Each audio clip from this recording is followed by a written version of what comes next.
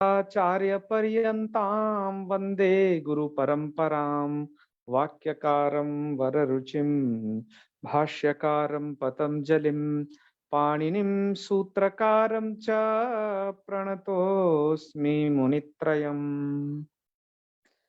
मित्राणि नमो नमः। आइए, स्वागत है आपका आज की इस कक्षा में। मित्रों, पिछली कक्षा में हम पढ़ रहे थे कृत प्रक्रिया के अंतर्गत तव्यत और अनियर प्रत्यय होने पर सामान्य रूप से क्या प्रक्रिया होती है उसके विषय में जान रहे थे। और हम जान चुके हैं कि यह जो कृदंत के अंतर्गत जो हम कृत प्रत्यय पढ़ रहे हैं, ये भाव और कर्म अर्थ में विधान किए जाते हैं। तो आज उससे आगे थोड़ा सा हम जानेंगे कि और यह जो कृत्य प्रत्यय हैं और किन अर्थों में विधान किए जाते हैं, इसको जानेंगे।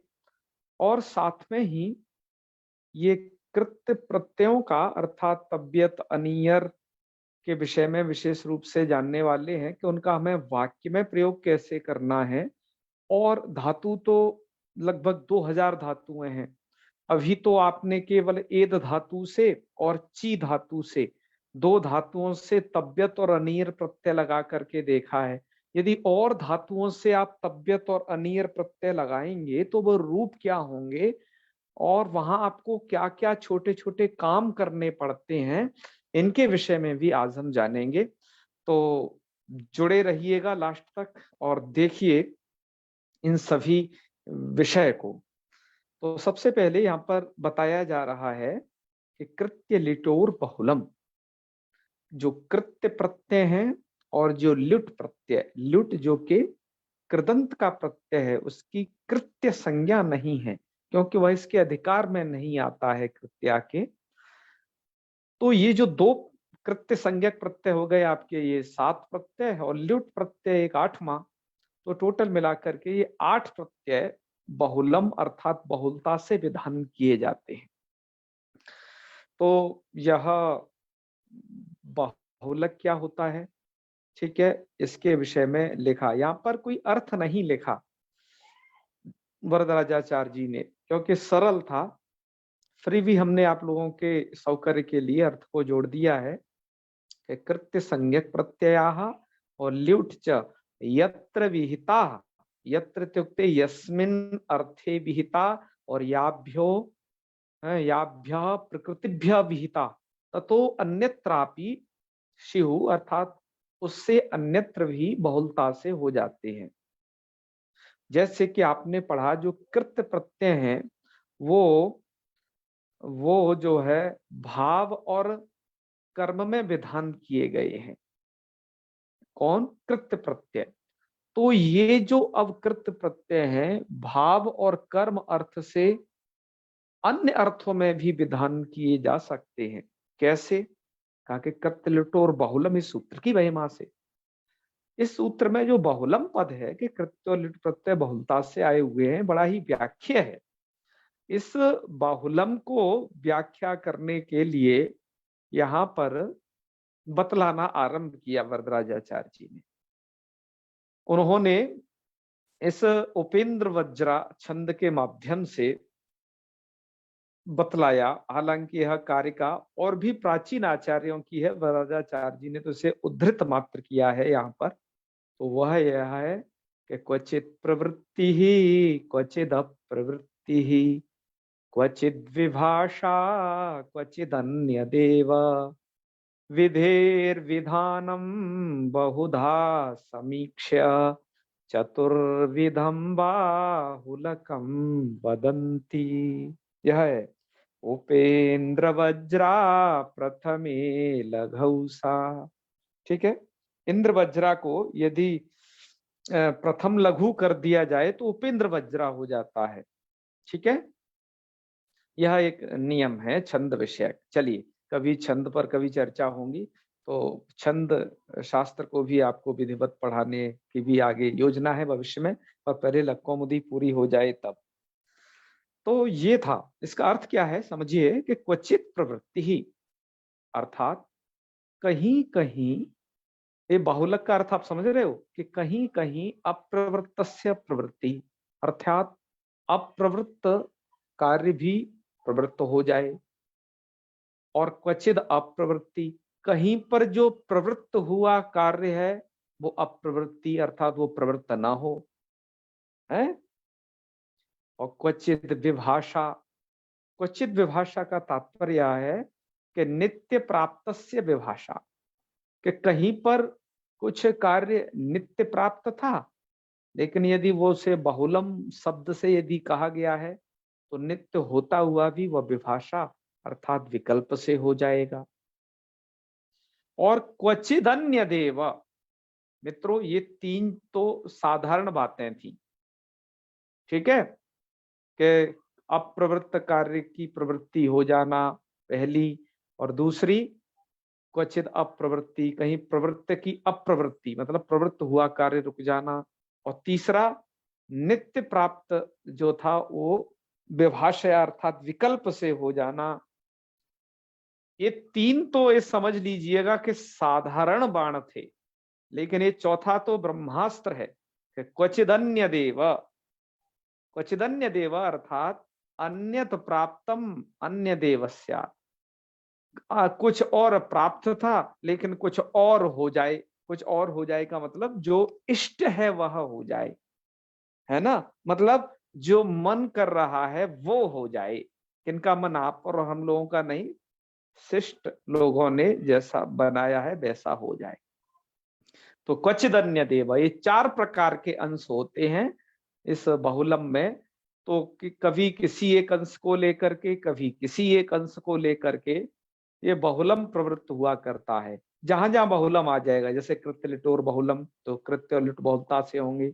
एक सूत्र आया है उणादयो बहुलम, और जो उणादि प्रत्यय होते हैं वो भी बहुलतया होते हैं। तो मित्रों जहां जहां बहुल आ जाएगा, चाहे छंदसी बहुलम, छंद में भी बहुलता से कार्य होता है, तो वहां इन चारों में से यथा योग्य किसी एक अंश से वहां पर कार्य होगा। आगे है इस श्लोक में, विधेर विधानम बहुधा समीक्ष, विधेर विधानम अर्थात कार्याणाम विधानम बहुधा समीक्ष अर्थात बहु प्रकारेण ज्ञात्वा। पाणिनि जी और आचार्य अन्य शिष्ट लोग देखते हैं कि भैया जो भाषा का जो कार्य है उसमें बहुत प्रकार का कार्य होता है। यह जान करके उन्होंने कहा कि भैया चतुर्विधम अर्थात चतुर्धा बाहुलकम वदंती इत्युक्ते आचार्य व्यवहरन्ति, कि चार प्रकार का बाहुलक समझना चाहिए।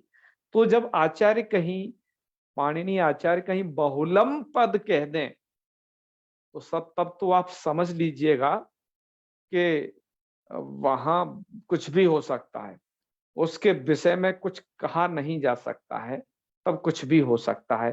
पर कुछ भी क्या होगा, जो शिष्ट आचरित होगा, शिष्टों के द्वारा व्यवहृत जो शब्द होगा या वाक्य होगा, जो कुछ भी वो वैसे होगा। ठीक है, ये स्थिति थी। तो आइए अब कुछ बातें समझिएगा और थोड़ा दिमाग पर भी थोड़ा जोर डालिएगा कि जिससे कुछ बातें समझ में आवे।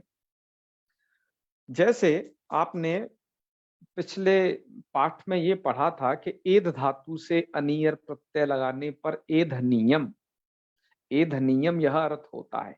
तो एध नियम का क्या अर्थ होता है, बढ़ो, यही होता है ना, है त्वया एध नियम, तुम्हें बढ़ना चाहिए, है, तो यह बढ़ो अर्थ होता था। ऐसे ही आ जाइए, ची धातु से जब आप तब्यत प्रत्यय किए थे तो क्या रूप बनाए थे, चेतव्य, ऐसा बनाए थे ना।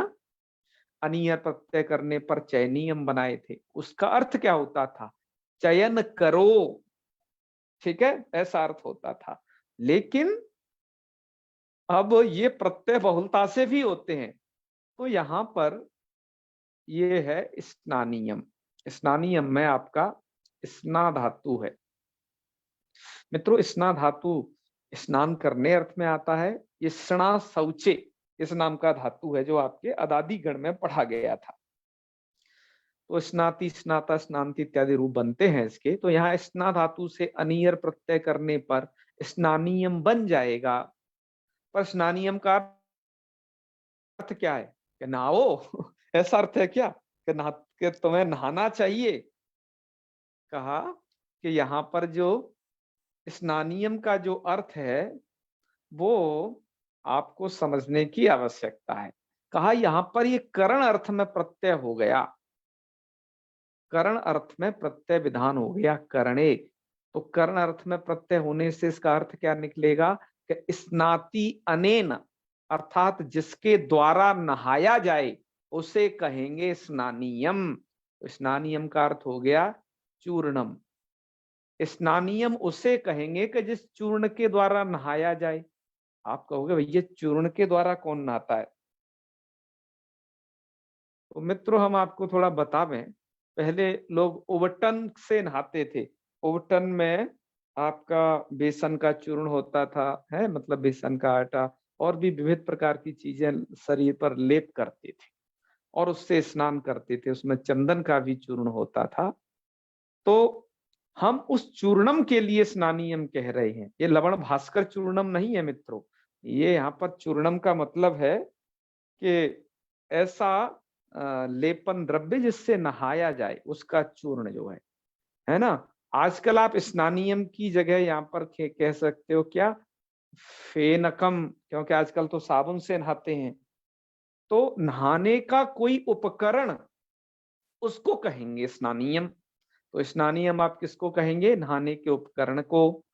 ठीक है। तो नहाया किसके द्वारा जाता है? तो ये साबुन से नहाया जाता है, तो वो साबुन स्नानियम हो गया। कोई साबुन नहीं लगाता, जल ही जल से नहा रहा है, तो ऐसे शुद्ध जल को भी स्नानियम कह सकते हैं। तो स्नानियम का मतलब क्या होगा? स्नानियम का मतलब होगा जिसके द्वारा नहाया जाए उसको स्नानियम कहेंगे। ठीक है। तो यहाँ पर स्नानियम का मतलब ये नहीं है कि तुम्हें नहाना चाहिए। यहाँ पर इसका स्नानियम का मतलब है स्नाति अनेनैति स्नानियम नाम चूर्णम। चूर्णम इत्युक्ते साबुन इत्यादि कुछ भी वो है स्नानी। ठीक है। आजकल शैम्पू से नहा रहे हैं तो उसको कह सकते हैं स्नानियम। ठीक है। ये सब चीजें हैं। ऐसे ही मित्रों ये प्रत्यय जो अनियर प्रत्यय है या फिर और भी इस कृत्य के जो भी प्रत्यय हैं वो संप्रदान अर्थ में भी होते हैं। जैसे दीयते अस्मै दानियो विप्रः, दीयते अस्मै दानियो विप्रः। तो दीयते अस्मै अर्थात जिसको दिया जाए। तो दा धातु से मित्रों यहां ध्यान रखिए दानीय, ये दानीय हमें अनियर प्रत्यय ढूंढ लीजिए। तो यहाँ दा धातु है, इस दा धातु से अनियर प्रत्यय करेंगे और विप्रह इसका विशेषण है तो दानीय बनेगा। दानीय का मतलब जिसको दिया जाए, तो जिसको दिया जाता है वो संप्रदान होता है। तो दीयते स्मै दानीय, तो विप्रह को, तो दानीय का अर्थ यहाँ पर विप्रह है क्योंकि उसको दिया जा रहा है। तो यहाँ पर दानीय का मतलब है जिसको दिया जा रहा है वह संप्रदान।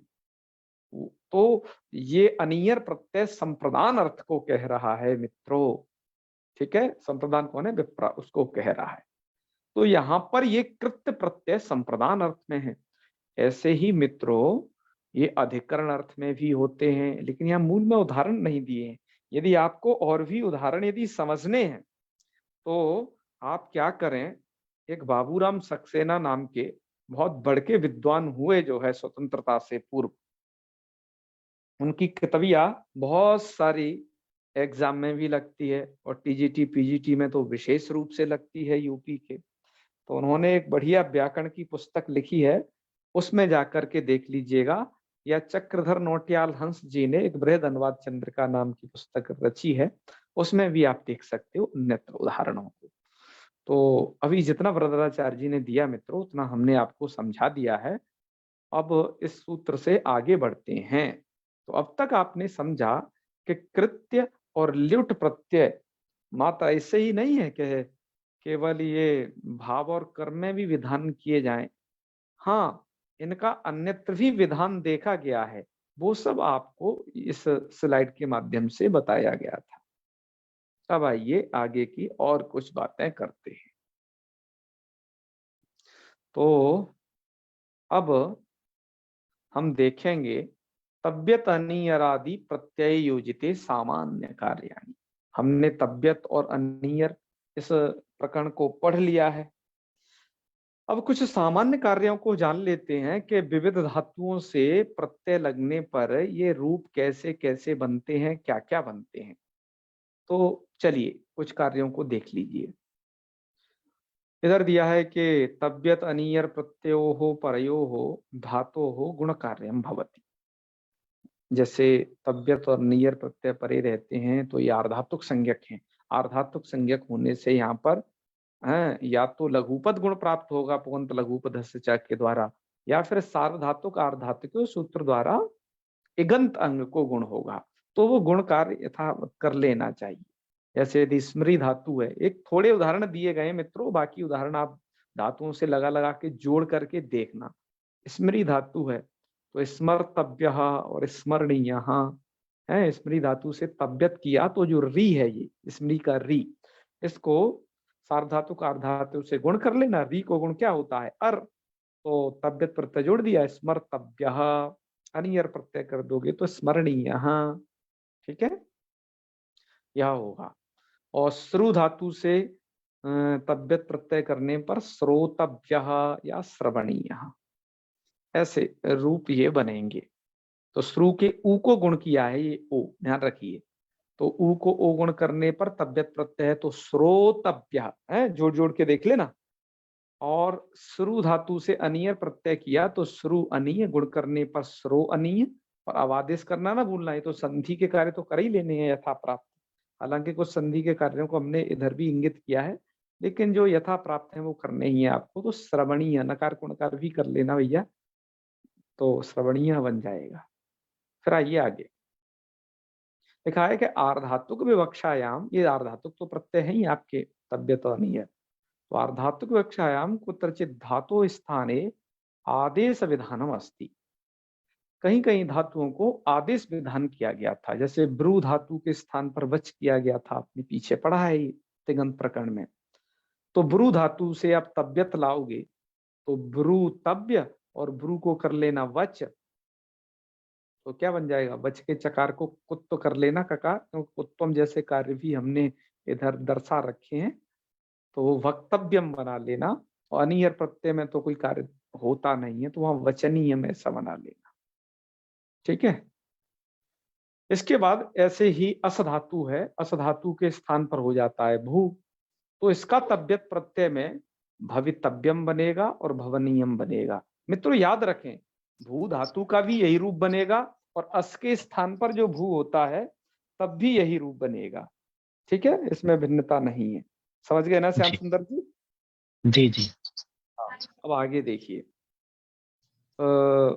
इस बात को भी थोड़ा गौर करें। अगली कुछ पंक्ति है कि तब्यत अनियर प्रत्ययो हो, क्या लिखा है? प्रत्ययो हो आर्धातुकत्वम अस्ति।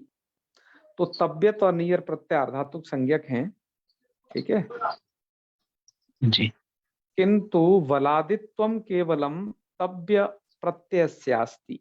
लेकिन वलादित्व अर्थात वलादि तो केवल तब्य प्रत्यय है इसमें, मतलब तब्य कहो या तब्यत कहो, दोनों का एक ही शेष रहता है। इसलिए अतः तब्य प्रत्यय परे, तब्यत प्रत्यय के परे रहते शेट वेट अनिट ज्ञात्वा, अनिटम ज्ञात्वा धातो हो इड व्यवस्थापनीयम, के सेट वेट और अनिट को जान करके आपको इट की व्यवस्था कर लेनी चाहिए जी। अर्थात सबसे पहले जब आप तब्यत प्रत्यय लाएं, अनियर प्रत्यय में ये कार्य प्राप्त नहीं होगा, क्योंकि अनियर प्रत्यय आपका बलादी नहीं है। लेकिन जब आपका तब्यत प्रत्यय बलादी है, तो बलादियों को आर्धातुक, बलादी आर्धातुक को इडागम प्राप्त होता है। तो वह जो इडागम है, कहां पर इट होना है? धातु शेट है तो इट होगा। वेट अर्थात विकल्प सेट का विधान किया गया तो विकल्प सेट होगा। और धातु अनिट है तो इट बिल्कुल नहीं होगा। तो तब्यत प्रत्यय के परे रहते आपको ये भी दिमाग लड़ाना है। और शेट वेट अनिट की जो व्यवस्था है हमने पूरे तिङंत प्रकरण में आपको बतलाई है, लेकिन अनिट की जो विशेष व्यवस्था है वो आपको जान लेनी चाहिए। एकाच उपदेश से अनुदात्तात इस सूत्र को हमने लघु सिद्धांत कौमुदी के भ्वादि प्रकरण में व्याख्यात किया है गुपु रक्षणे धातु पर। वहां पर आपको एक पूरी व्यवस्था देख लेनी चाहिए, बताया गया है। वेट की व्यवस्था कुछ सूत्रों द्वारा है। वेट मतलब विकल्प से इट, ठीक है। वैसे तो ये सेट वेट नेट ऐसा लग रहा है।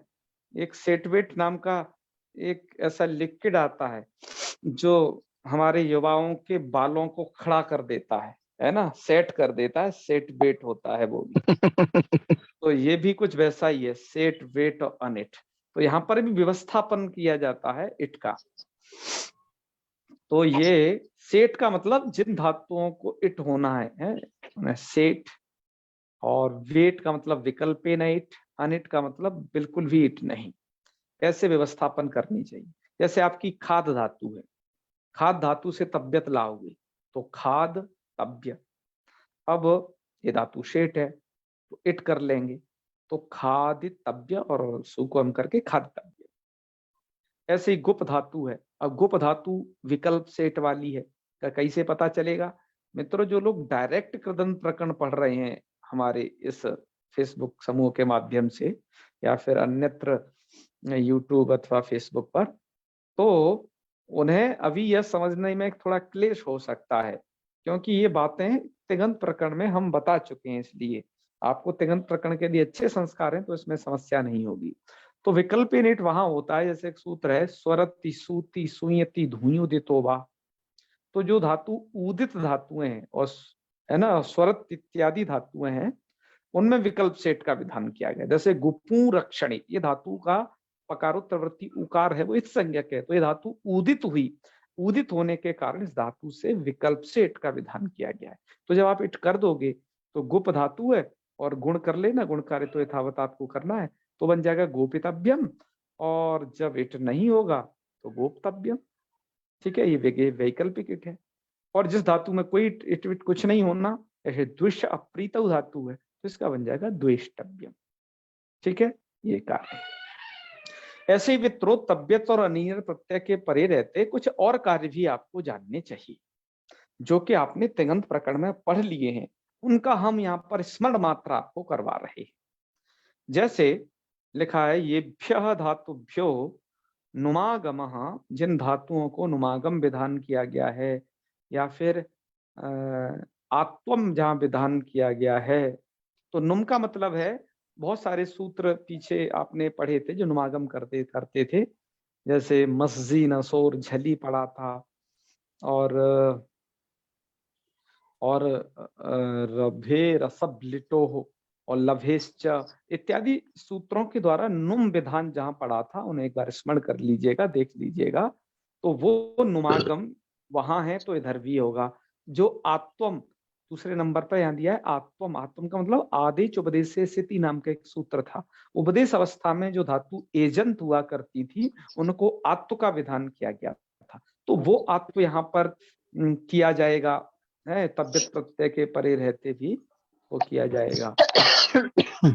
और आयह, आयह का मतलब आपने चाहे तो गुपु धुपु विछि पणि पनिभ्याय पढ़ा हो, या फिर कम धातु को जहां पर आय प्रत्यय पढ़ा है, ठीक है। और कमेरणिंग इत्यादि से ऋण का जो विधान पढ़ा है वहां पर। तो आर्धातुक प्रत्यय की विवक्षा में जो आयादि है ये भी विकल्प से होते हैं। आपने वहां पढ़ा था, यहाँ पर भी आपको वही करना है। तो आइए सबसे पहले इनमें से उठाते हैं नुम को। जी। तो आंग उपसर्ग पूर्वक रव धातु है, इसको आपने नुमागम किया। और ये जो नुमागम है मित्रों है रभे सब लिटो, इस सूत्र के द्वारा आजादी प्रत्यय के परे रहते ही होता है।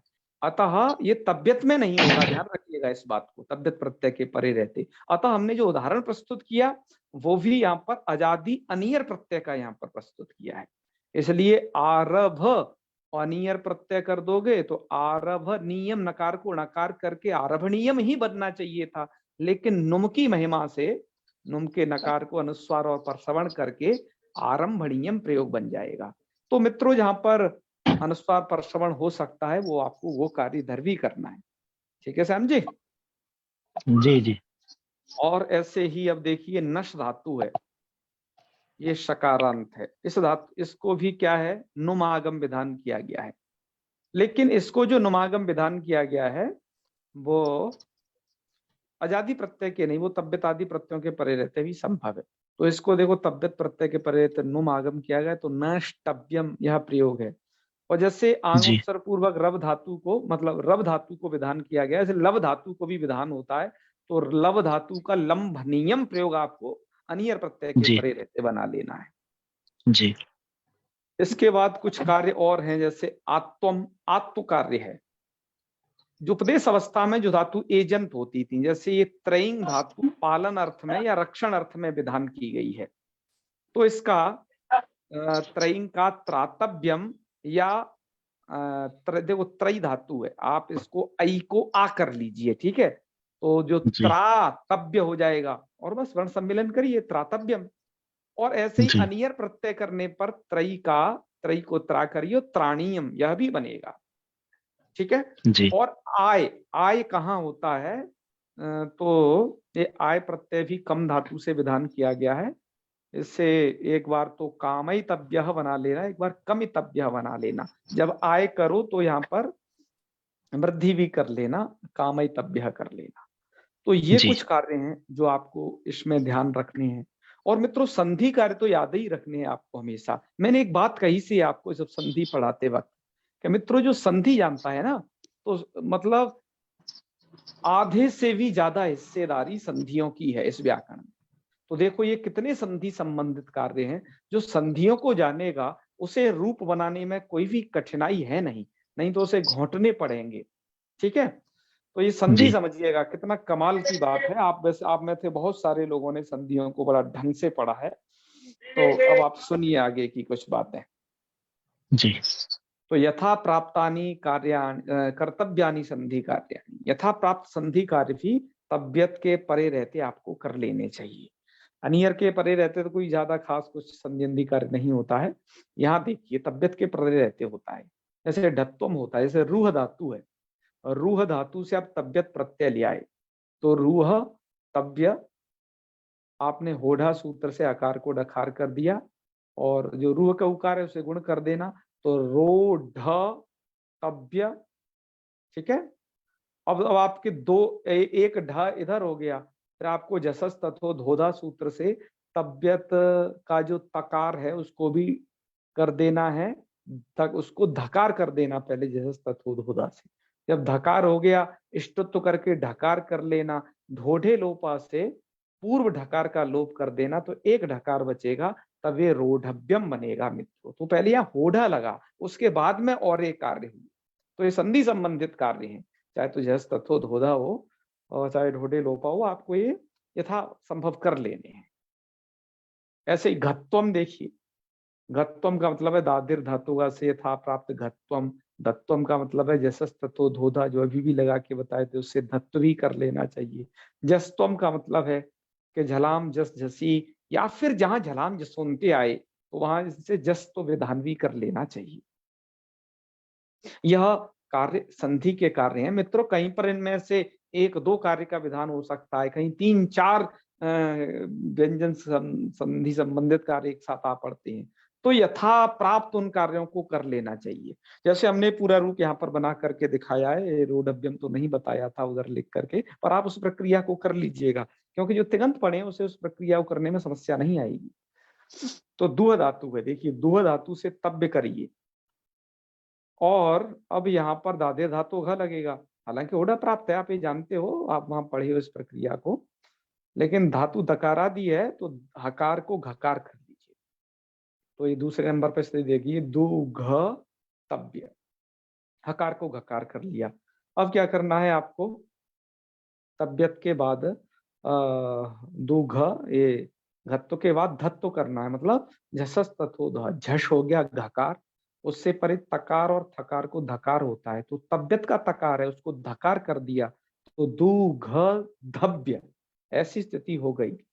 अब यहाँ पर झलाम जस झसी लगा दिया, तो पहला जो ये जो घ है उसको कर लेना ग, तो स्थिति हो जाएगी दो ग धव्य, और रूप बन जाएगा आपका दोग्धव्यम, ठीक है। दो अनिय प्रत्यय में यहाँ कुछ नहीं होगा, वहां तो दुह धातु है तो दोहनीयम, ऐसा रूप बन जाएगा बस। लेकिन तबियत प्रत्यय के परे रहते दोग्धव्यम ऐसा बनेगा। ऐसे ही जी। इष्टत्व का कार्य देखें तो देखो तुष धातु है, तुष और तब्यत प्रत्यय कर लेना, और तुष तब्य धातु को गुण तो तोष तब्य, और जो प्रत्यय का तकार है उसको टकार कर लीजिएगा इष्टत्व, तो इष्टत्व। जी। तोष्टव्यम। ऐसे पुष धातु से पोष्टव्यम, ये कार्य आपने किए। ऐसे ही जी। मित्रों कुत्व कार्य करना है आपको, जैसे पच धातु है, क्योंकि चौकू सूत्र, इनके सूत्र भी स्मरण रखते जाइए। जैसे कुछ के तो मैंने सूत्र लिख दिए हैं, कुछ के नहीं लिखे हैं। इष्टोत्तम का तो दुनिया जानती है, इसलिए नहीं लिखा। चौकू का भी बहुत लोग जानते हैं कि वो कुत्तम को भी जानते हैं, चौकू के द्वारा कुत्व किया जाता है, तो वो कुत्व आपको कर लेना है। तो पक्तव्यम, देखो चकार को ककार करेंगे तो पचतव्य, चकार को ककार पक्तव्यम, और भुज धातु से भोक्तव्यम है, जकार को जकार को क्या कर लिया आपने, पहले गकार कर लीजिएगा फिर कुत्व कर लीजिएगा, ठीक है। मतलब पहले जी। जस्त, जस्त तो आपने तो भुज है, भुज पालना व्यवहार है। तो जकार को पहले करेंगे, खरीचा से चर तो करेंगे, तो जा को हो जाएगा चा। अच्छा अच्छा, और चर्त के बाद आपको करना होगा फिर ये कुत्व, तब होगा वो क। तो इतना चौको। इतनी, जी। हाँ इतनी प्रक्रिया को और करना। तो कहीं पर जी। मैंने कहा एक एक संधि से ही कार्य बन जाएगा, कहीं दो और तीन चार करनी पड़ेंगी, यथा संभव जी। उन संधियों को करना है। ऐसे ही कहीं जी। चर तो करना है केवल, जैसे अद तब्यम, तो अद धातु से तब्य लगा देना तो अतब्यम बन जाएगा, पहले वाले दकार को भी तकार बन जाएगा। ऐसे छिद जी। धातु है, इसको गुण करके चेतव्य। छिद तब्यम छेद तब्यम है, गुण तो होता ही जी। है। मैंने कहा ना जी। सार्वधातुक आर्धातुकों के द्वारा या तो धातु इगंत है तो गुण करना, या फिर जी। लघुपद इक वाली है तो उसको गुण करना है। ये जी। दो स्थिति में ही होगा। जी। और ये कहीं वृश्च भृश्च सूत्र भी लगता है बहुत जगह, जैसे प्रच्छ धातु है तो वृश्चादि जी। धातुओं में तो लगेगा ही, ये वृश्च हो भृश्य हो इत्यादियों में, लेकिन जी। छशाम सा आया है तो जो धातु छकारांत है उनमें भी प्रवृत्त होता है, तो इस जी। छा को भी कर देगा ये श, तो सत्व। प्रच्छ का जी। बनेगा, इसको श कर देता है मूर्धन्य, और उसको श जी। करने पर ये च भी हट जाता है, निमित्तापाय निमित्तस्यापि अपाया से, तो जी। प्रष्टव्यम बन जाता है। जी। कहीं कहीं पर मित्रों ओत्व भी विधान होता है, जैसे सह धातु से, सह धातु का पहले आप बना लेना शोह, क्योंकि एक सूत्र है नीचे लिखा है शही बहोरोद वर्णस्य, दो धातु के विषय में ही है। सह और वह धातु को ओत ओकार का विधान करता है, अकार को ओकार करता है। तो जी। सह धातु को आप सोह समझिए, वह धातु को वोह समझिए, और हकार को ढकार आपको यही यहाँ के जैसा ही करना है, जैसा होडा से यहाँ किए थे रूह धातु में, ऐसे ही यहाँ पर शोढव्यम पूरी प्रक्रिया करनी है, सो रूह की है। जैसे वहां पर जहस तथो धोधा से धक्का, पहले तो उस तकार को भी धकार हो जाएगा, फिर इष्टत्व करके ढकार कर लेना, ढोढे लोपा से पूर्ववर्ती ढकार का लोप कर देना, तो शह धातु से शोढव्यम और वह धातु से वो ढव्यम, इन बॉर्डर। रूपों को भी बना लीजिएगा। कहीं पर दीर्घ कार्य भी हो जाता है, जैसे त्रिधातु है, एक सूत्र आपने पढ़ा है व्रीतोवा, इधर लिख दिया हमने व्रीतोवा, जी। तो इससे दीर्घ विकल्प से होता है, तो इट, जहां पर इट को दीर्घ करता है ये सूत्र, तो त्रि धातु को तो पहले गुण कर दिया तो तर बन गया, तो तर ई जी। तव्यम, तो इट को एक बार तो तरितव्यम ऐसा ही लिख लेना, एक बार इट को जी। दीर्घ भी कर लेना तो तरितव्यम, यह भी प्रयोग जी। होगा। जी। मैंने मित्रों जो भी आपको यहाँ संधि कार्य बताए इधर वाले, और भी जी। कुछ कार्य हैं बचे हुए, वो हमें भैमी व्याख्याकार ने जहाँ पर वह पूरा प्रसंग दिया है, उन कार्यों को वहां एक बार देख लेना चाहिए। और वैसे भी ये तिगंत प्रकरण में कार्य निकल गए हैं, हर धातु से तब्यत प्रत्यय योजन करने पर कार्यों का स्मरण करते हुए रूप आपको बना लेने चाहिए, ये सभी। तो ये चाहे तो ये संधि संबंधित कार्य हैं इधर, और चाहे इधर वाले जो भी कुछ और भी विधान किए गए हैं, इनको आप तब्यत प्रत्यय के विषय में ही मात्र मत समझना। मेरा यह बतलाने का यह भी उद्देश्य है, आप कृदंत प्रकरण पढ़ रहे हैं तो उसमें तकार आदि वाले, ध्यान रखिए मैं क्या कह रहा हूं, तकार आदि कहने का मतलब जो वलादी अर्धातुक जो प्रत्यय होंगे, जैसे किता जी। कितवतु में भी त बचता है, कित्वा प्रत्यय पढ़ोगे वहां पर भी त बचता है, तुमुन पढ़ोगे जी, वहां पर भी ये त है। उन सब जगह पर ये सभी संबंधी कार्य स्मरण कर लेना ढंग से, इसी एक जी, स्थल पर, ठीक है, जिससे कि जी, आप जी, बार बार ये कार्य एक जैसे होंगे। तो बस आप उन प्रत्ययों को याद रखेंगे, धातु को याद रखेंगे और उनको जोड़ने से रूप बना लिया करेंगे। तो ऐसे बहुत सारी चीजों को आप इस संधि के माध्यम से समझ जाओगे, अलग अलग आपको रूप रटने नहीं पड़ेंगे। आइए मित्रों, आपने अभी जो इन कार्यों को समझ रहे थे, कुछ धातुओं से आप जोड़ जोड़ करके थोड़ा बनाइएगा भी। हमने कुछ एक स्क्रीनशॉट रखा है कि जिसके माध्यम से आप थोड़ा इनका अभ्यास भी कर पाएं। और ये भैमी व्याख्याकार ने लगभग यहाँ पर 200 धातुएं दी हैं। आप इनसे अच्छे से अभ्यास कर पाए मित्रों। मैं भी, आप तो थोड़ा सा करिए यहाँ पर, बाकी बात आपके पास पुस्तक है, जिनके पास पुस्तक ना हो वो पीडीएफ का डाउनलोड कर देना। यदि जिनको पीडीएफ वीडीएफ ना मिले, हमें बता देना, हम उसे ग्रुप में आपको सेंड कर देंगे। तो जैसे अट धातु है, तब्यत प्रत्यय किया तो अट तब्य। और मैंने कहा आपको इट होना है या नहीं होना, धातु का पता होना चाहिए। धातु शेट है तो अट तब, आप तब्यम तब्यम ऐसा सब जगह बना लीजिएगा। इन्होंने बिना विभक्ति के प्रयोग किया है, क्योंकि समस्या ये है इन व्याख्याकार के सामने कि जो धातु भाव में प्रत्यय करते हो तब तो वहां पर नपुंसक लिंग वगैरह ही होता है, और कर्म में प्रत्यय करने पर कर्म के अनुसार लिंग वचन व्यवस्था होती है। लेकिन जो ऐसा जो टोन है वो तो हर जगह फिट किया जा सकता है, चाहे तो भाव में प्रत्यय करो या कर्मणी प्रत्यय करो। तो अटितव्यम या अटनीयम ये बन जाएगा। ऐसे अध धातु है तो यहाँ पर तो आपने चर तो किया, तो अतव्यम अतव्यम, अधनीयम। अर्च धातु है जी, तो अर्चितव्यम या अर्चितव्यम, अर्चनीयम, अर्चनीयम। यहाँ पर जी, तो आपको कोई काम नहीं करना पड़ा। अर्च धातु में तो बस इडागम, इडागम तो हर जगह हुआ है। जी, ऐसे उप उपसर्ग पूर्वक अर्ज धातु है जो कि कमाना अर्थ में आती है, तो उपार्जितव्यम और उपार्जनीयम ऐसे बना लेना इन्हें, ठीक है। और अर्थ धातु में दूसरा प्र लग गया। अर्थ धातु का तो वैसे अर्थितव्य या फिर अर्थितव्यम अर्थनीयम, नहीं तो प्रार्थितव्यम प्रार्थनीयम ये बन जाएगा। अस को तो भू आदेश हो जाता है जैसे हमने भी बताया था, तो भवितव्यम और भवनीयम इसका भी बनेगा और भू धातु का भी बनेगा। ऐसे ही ये धातुएं मित्रों आप देख लो। और इंग धातु हमेशा अधि उपसर्ग पूर्वक ही प्रयोग होता है, ठीक है। तो इसका तो अधि, तो ये धातु क्या है, अनिट है, तो जिससे अध्येतव्यम और अध्ययनीयम ये प्रयोग बनेंगे।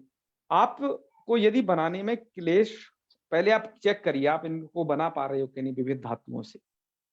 तो आपको जहां पर कार्य समझ में ना आए तो हमें संपर्क कर लेना, ठीक है, ग्रुप में कैसे भी हो, है, चाहे तो व्हाट्सएप के माध्यम से, चाहे फेसबुक पर के माध्यम से कमेंट कर लेना, या डायरेक्ट फोन लगा लेना। हर जगह हम आपको उपलब्ध होंगे, ठीक है ना, क्योंकि हमारी सत्ता जल थव नभ हर जगह है। चाहे व्हाट्सएप हो, चाहे फेसबुक, चाहे ट्विटर हो, चाहे फोन हो, हर जगह उपलब्ध है। तो आपको जहाँ कार्य समझ में ना आए वहां पर एक बार पता कर लीजिएगा। बाकी रूपों को इस तरीके से आप इन्हें बनाइएगा, ठीक है। तो ये कुछ इन्होंने मुख्य 200 धातु दिए गए हैं। क्री धातु बड़ा ही फेमस है इसमें। ऐसे इन्होंने दिया क्री धातु से गुण कर लेना तो कर्तव्य या कर्तव्यम करणीयम ये रूप बन जाएगा। ये धातु अनिट है, यहाँ पर भी आप देख रहे हो इट नहीं हुआ इस धातु में, ठीक है। जी, जी, तो ऐसे इन्होंने बहुतेरे दिए हैं। मैं आपको एक स्क्रीनशॉट इसी संबंधित और दिखा देता हूँ। बाकी आपके पास पूरी पुस्तक ग्रुप में भेज दूंगा। जिनके पास पुस्तक नहीं होगी वो कम से कम इसे देख लेंगे और रूपों को भी बना लेंगे। मैं इस 31 नंबर की धातु की बात कर लूं, क्योंकि खरीदने और बेचने अर्थ वाली धातुएं भी बड़ी महत्वपूर्ण होती हैं। तो क्री धातु से, क्री धातु को तो देखो ये इगंत है, तो सबसे पहले सार्वधातुक आर्धातु से गुण करके क्री को क्रे बना लीजिएगा, क्रेतव्यम है। जी, जी, अनियर प्रत्यय में क्रे अनीय और एकार को अयादेश, अयादेश करके क्रयणीयम ऐसा बना लेना। जी, ये धातु अनिट है, जी, याद रखिए। और इंटरनेट जी, की जो पूरी व्यवस्था है मित्रों, मैंने पहले ही कह चुका हूँ, जिनको नहीं समझ में आ रही है वो एकाच उपदेश से अनुदाता सूत्र की हमारी व्याख्या को अवश्य देख लें, समझ में आ जाएगी। या कहीं से भी हो पढ़ लें आप उसे, क्रीड धातु है तो क्रीडतव्यम व क्रीडनीयम ऐसा बन जाएगा। तो ऐसे ही मित्रों इसमें बहुत सारी धातुएं हैं, हरि अनंत हरि कथा अनंता, ये लगभग 200 धातु इन्होंने दी हैं, उनको देख लेना। जी धातु मुझे भी दिखाई दी 66 नंबर पर है। जी धातु भी अनिट धातु है, तो इसको तब्यत करते प्रत्यय करने पर जे तव्यम और जयनीयम ऐसा रूप बना लेना। ज्ञा धातु है, ज्ञातव्यम ज्ञानीयम। तनु है, ये तो सेठ है, तो तनितव्यम तननीयम है। तप धातु अनिट है, तो तप्तव्य तपनीय। तो ऐसे काफी सारी धातु हैं। गी धातु है, गातव्यम अथवा गानीयम। तो इस तरीके से इन धातुओं के रूपों को आप यूज करके मिला करके थोड़ा बनाइएगा। अब आइए कुछ अनुवाद संबंधित और नियम हम देख लेते हैं। ये जानना भी बहुत आवश्यक है कि हम इसके विषय में कि अनुवाद में क्या क्या प्रयोग होता है, कैसे होता है, इनको भी जान लेना चाहिए। हमने इसको लिखा है वाक्य रचना प्रकार। तो ये देखिए कहा कि कृत्य प्रत्यानाम कर्तरी सामान्यतो विधाने भी तयोरेव कृत्यक्ता खलर्थाः इति सूत्र नियमात् भावकर्मणोरेव कृत प्रत्यानाम विधानात् अकर्मक धातोः भावे सकर्मकाणांच कर्मणि एव प्रत्ययाः भवन्ति। इसका अर्थ क्या है कि देखिए कृत प्रत्ययों, जो कृत प्रत्यय हैं ये भी तो कृत संज्ञक तो हैं ही, अतः कर्तरी कृत के द्वारा ये कर्ता अर्थ में विधान किए गए थे, लेकिन उस सामान्य नियम का विशेष नियम अपवाद था, तयोरेव कृत्यक्ता खलर्था। इस नियम के कारण ये भाव और कर्म में ही विधान किए गए फिर एक कृत प्रत्यय फाइनली। तो क्या होगा, जो अकर्मक धातु, जो धातुएं अकर्मक हैं उनसे ये प्रत्यय भाव में होंगे, और सकर्मकाणांच, दो धातु सकर्मक हैं उनसे यही जो कृत प्रत्यय हैं, जो तब्यत नियर और भी इसमें जो भी 7 प्रत्यय पढ़े गए हैं, वो सभी के सभी कर्म में विधान किए जाएंगे। ये सभी के विषय में एक नियम बताया। ठीक है, अब सकर्मक क्या होती है, कर्मक क्या होती है मित्रों, तो इसके हमने काफी सारे टिप्स आपको भ्वादि प्रकरण में बता दिए हैं। 2 नंबर की वीडियो देख लीजिएगा, लकर्मणी चाभावी चाकर्म के व्यापार दी है, और प्लेलिस्ट हमारी बनी हुई है मित्रों, आपको ढूंढने में वीडियो कोई परेशानी नहीं होगी। आपको बस संस्कृत सारा चैनल में जाना है और प्लेलिस्ट में देखिएगा, भ्वादि प्रकरण होगा, वहां पर 2 नंबर की वीडियो क्लिक कर लीजिएगा, आपको मिल जाएगा। इसके बाद है, अब जब भाव में प्रत्यय होगा तब क्या स्थिति होगी, भाव क्रिया को कहते हैं, स्मरण रहे भूलना नहीं से। और जब कर्म में प्रत्यय होगा तो क्या स्थिति होगी, तो इस पॉइंट में लिखा हमने कि तत्र भावे, भाव में प्रत्यय करोगे तो उत्सर्गतः एकवचने नपुंसके चैव कृत्य प्रत्यय भवन्ति। जो भी कृत्य प्रत्यय होते हैं वो एक वचन में ही होंगे और नपुंसक लिंग में ही होंगे, है ना। ये नियम हमने पहले भी आपको बता दिया है इस के पहले वीडियो में कृत प्रक्रिया के, यहाँ पर फिर से बता रहे हैं क्योंकि इस वाक्य रचना के सभी नियमों को एक साथ बता रहे हैं और उसके प्रकार भी आपको बताएंगे। इस साइड में ये वाक्य रचना के नियम लिखे हुए हैं और इधर कुछ प्रकार लिखे हैं। तो यहाँ पर फिर लिखा है कि कर्त्रादिना सार्धम भावार्थस्य विहिदेन अन्वया भावात कर्तरी तृतीया और ऑब्लिक षष्ठी भवति। यहाँ पर तृतीया भी हो सकती है और षष्ठी भी हो सकती है। कैसे, या आपने एक सूत्र आप कारक प्रकरण में पढ़े होंगे कि जो कृत प्रत्यय होते हैं, है ना, उनसे षष्ठी भी होती है कृत प्रत्ययों से। ठीक है, तो उनके योग में षष्ठी का भी विधान किया जाता है। यथा जैसे आपने ये पढ़ा था, जैसे त्वया, उसमें सैनियम को ढूंढ लो, त्वया सैनियम अथवा सैतव्यम, तो त्वया के स्थान पर आप तब भी कर सकते हो, तो तव सैनियम और सैतव्यम ये भी प्रयोग कर सकते हो। ऐसे ही मया सैनियम, मुझे सोना चाहिए, या मम सैनियम, उसका भी वही अर्थ हो जाएगा, या सैतव्यम, अन्य न अन्य सिवाय सैनियम सैतव्यम, ऐसे आपको ये प्रयोग करने चाहिए। तो यहाँ पर कृत्य प्रत्ययों का जहां प्रयोग है वहां पर कर्ता में कृत्यानाम कर्तरी वा, यह वो नियम है या वो सूत्र है, इसके द्वारा षष्ठी का भी विधान होता है। अतः आप तृतीया भी करें लेकिन षष्ठी का भी प्रयोग होता है, षष्ठी भी आपको करनी है। ठीक है, ये ध्यान रखिएगा। ऐसे ही इस नियम को जानिएगा, अगला नियम है। अब जो है ये तो भाव में प्रत्यय होने पर ये नियम था। यदि कर्म में यदि धातु सकर्मक है तो कर्म में जब ये तब्यतादि होंगे, ये प्रत्यय, एक कृत्य संज्ञक प्रत्यय, तो तब क्या होगा? तब का नियम जानिएगा कि सकर्मका धातु कर्मणि प्रत्यय कृते विधीयमान कृत्य प्रत्यांत शब्दानाम पुल्लिंग विशेषण सत्वे देव शब्दवत, स्त्रीलिंग विशेषण सत्वे रमा शब्दवत और नपुंसक लिंग विशेषण सत्वे फल शब्दवत रूपाणी भवंती। यह होता है कि जब सकर्मक धातुओं से कर्म में प्रत्यय होता है तो आपने जिससे भी कृत्य प्रत्यय लाए उसका विशेष यदि पुल्लिंग है, उसका वह तो विशेष रूप में रहेगा। और यदि उसका विशेषण यदि विशेषण पुल्लिंग विशेषण सत्वे, पुल्लिंग विशेषण होने पर पुल्लिंग में प्रयोग करना है। जैसे उदाहरण के लिए देखिए, त्वया धर्मः चेतव्यः, तो धर्म यहाँ पर विशेष्य रहेगा, है ना, और चेतव्य उसका विशेषण रहेगा। तो पुल्लिंग विशेषण सत्वे देव, देव शब्दवत, देव शब्द की तरह रूप होंगे। स्त्रीलिंग विशेषण सत्वे रमा शब्दवत उसके रूपों को बता चलाना है। और नपुंसक लिंग विशेषण सत्वे फल शब्दवत रूपाणी भवंती। एक तो ये नियम आपको इसमें याद रखना है। इसी का एक अवांतर नियम साथ में यह है कि कर्मणा एकत्वे कृत प्रत्यांत शब्दानाम, कर्मणः एकत्वे कृत प्रत्यांत शब्दानाम एक वचनम, एकत्वे यहाँ थोड़ा ज्यादा लिख गया है, और द्वित्वे द्विवचनम और बहुत्वे बहुवचनम भवति।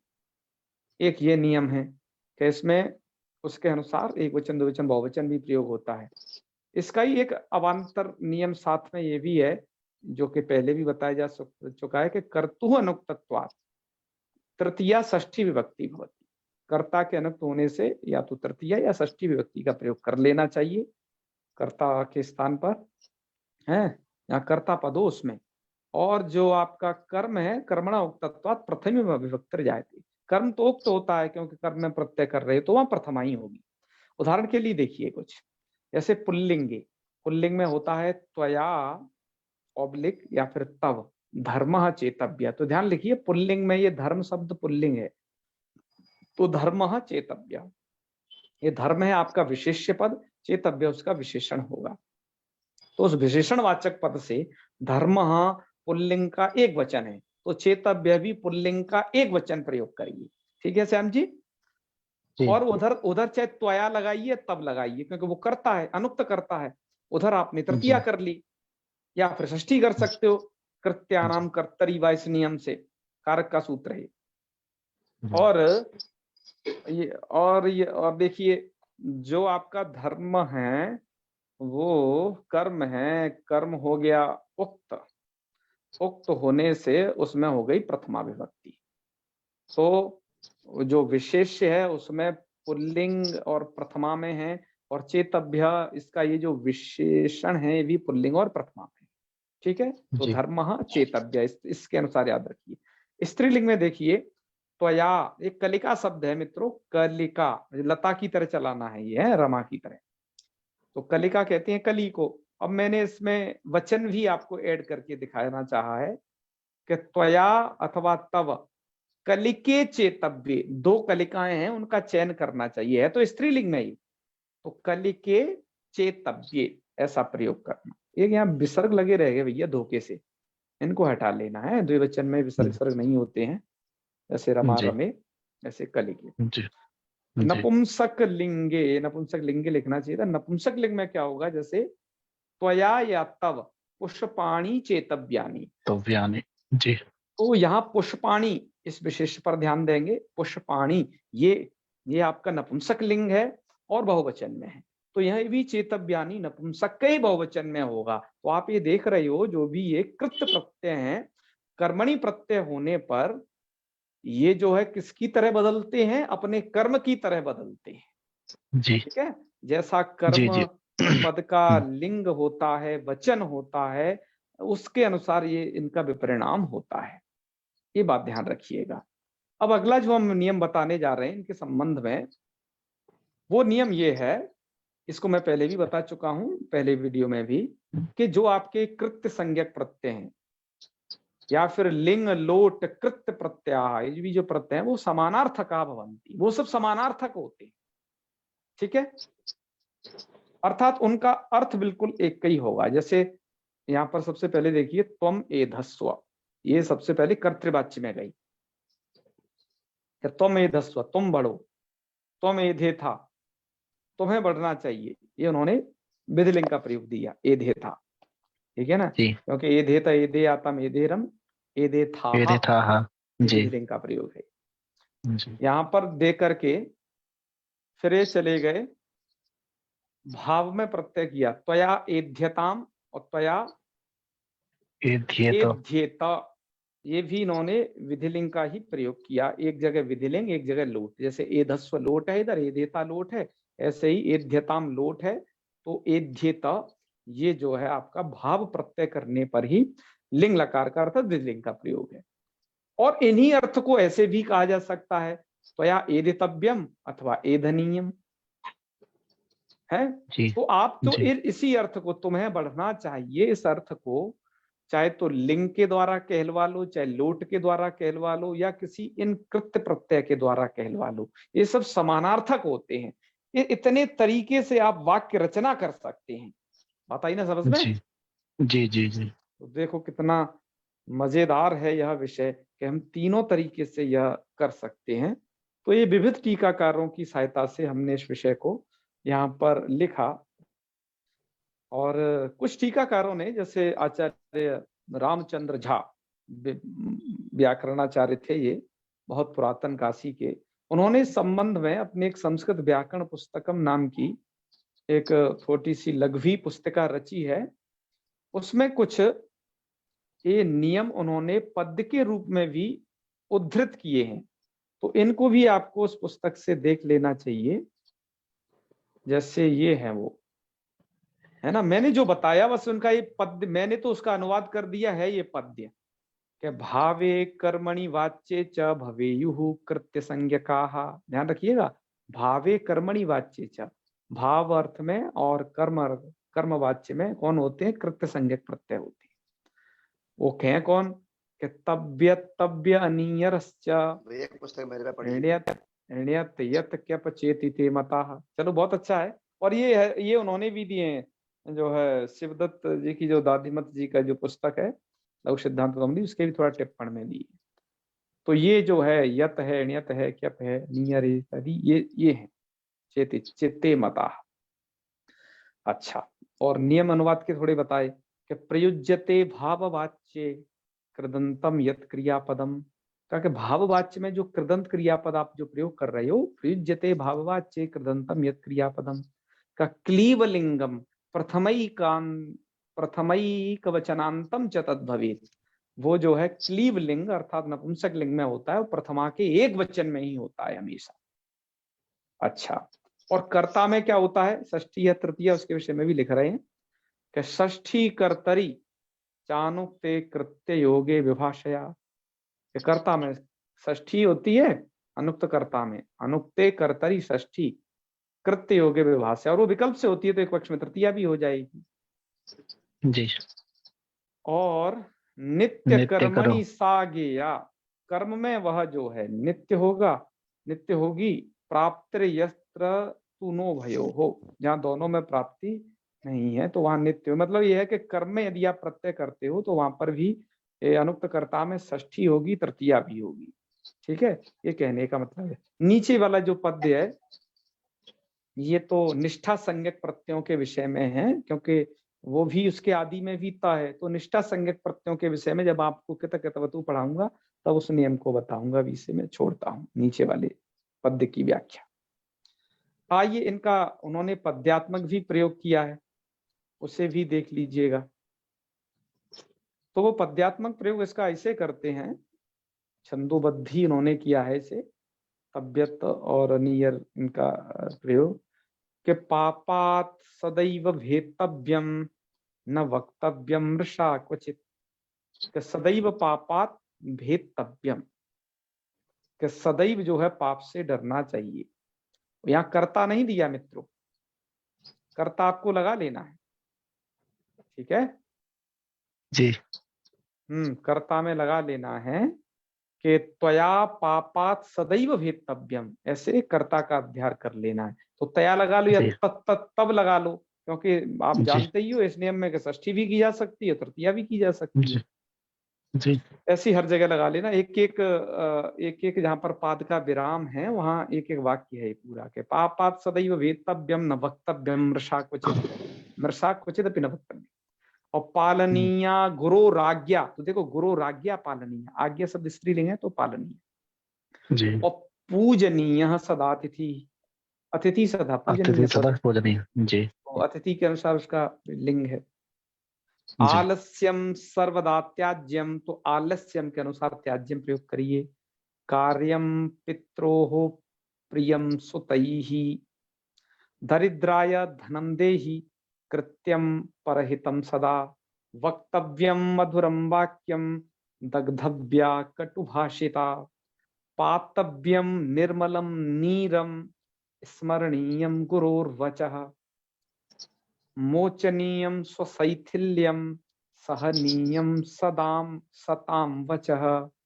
द्रोहणीयम न कसमैचित मोहनीयम न चापदी।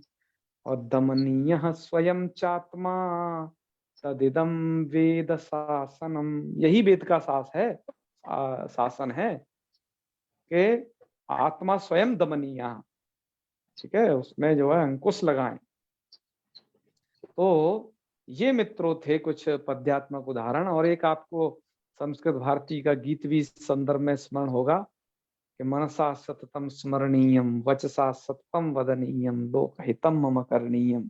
तो इसके ये उदाहरण थे मित्रों। समय हो गया है काफी, आज यहीं तक रखते हैं।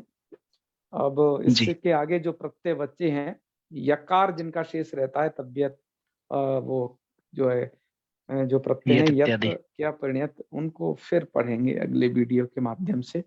तब तक यहीं आज के पाठ को विश्राम करते हैं, ठीक है।